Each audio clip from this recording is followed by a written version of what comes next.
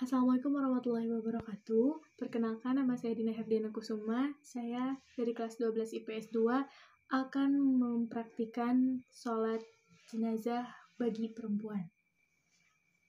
Yang pertama adalah niat.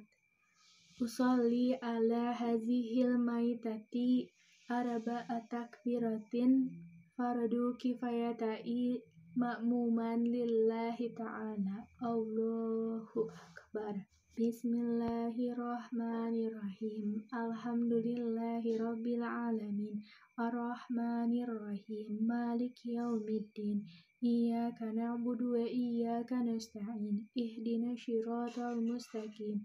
Shiratal ladzina an'amta 'alaihim ghairil maghdubi 'alaihim waladdallin.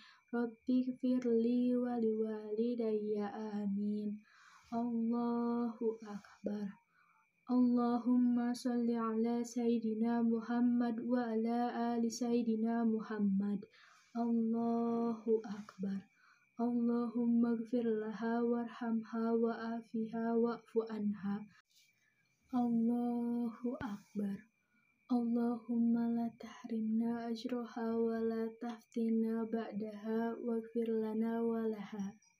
Assalamualaikum warahmatullahi wabarakatuh.